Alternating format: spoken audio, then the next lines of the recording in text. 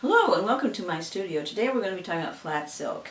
You can buy it in a variety of ways, and sometimes it's made by the Japanese Embroidery Center, sometimes it's made by Overa Soie. We're also going to be talking about tools that you can use to lay the flat silk. We have Japanese embroidery flat silk from Kurenaikai, or the Japanese Embroidery Center in Georgia. We have Soie Ouvre, made by Overa Soie, which is a French company, and its brother, Soie Plate, which is also made by Overa Soie. This is no longer available in the United States. This, which is a lot like it, but not really a flat silk. As you can see, it has some twist to it. It lays quite flat, but not as flat as you'll find the original flat silk made in France or made in Japan.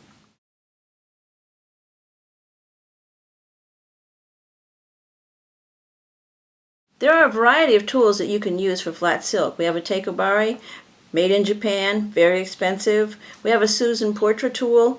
Actually, it's a dental tool, but it's been put together so that it has a nice sharp point, but very long. We have nicely turned wooden tools that you can buy in your needlework shops. And we also have the very common number 13 chenille needle, which is what I'm going to be using for most of the demonstration today, so that you can see it doesn't make any difference whether you have these sophisticated tools or one of the simplest. You can still lay flat silk beautifully. Go ahead.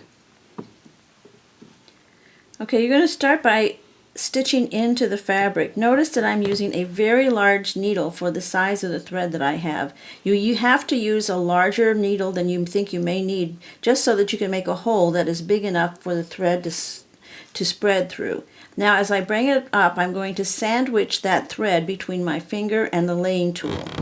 Draw the thread down, stroke it a little bit on the back side of its tummy, and then hold it at the base of the stitch.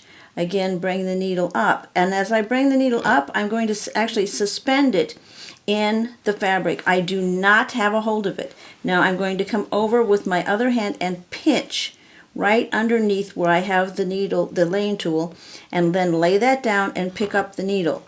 As I pick up the needle, my hand on the back side is going to the base and coming up together so that my hand comes out of the loop on the back and holds it at the base of the stitch. Until I have that secured, I have to keep the tension on the thread. Then I'm going to set this in the front of the fabric and again scoop it up. As I have the tension on the front side of the fabric, I pick up the needle and bring it to the back side. Again, stroke it in the direction of the stitch, and then again set the needle on the front of the fabric. Coming over and pinching, putting that down, picking up the needle, both hands come up together, your finger slides out of the loop and holds it on the back side. Again, you set it on the front, you scoop it up, you hold it taut and again rub its tummy. And now I'm going to make a little tiny back stitch. This is what you need to do if the phone rings, if the postman is at the door. You need to keep the tension on your stitches so that they lay nice and flat. So you'll need to have a little back stitch, and that will hold the tension top and bottom of the fabric.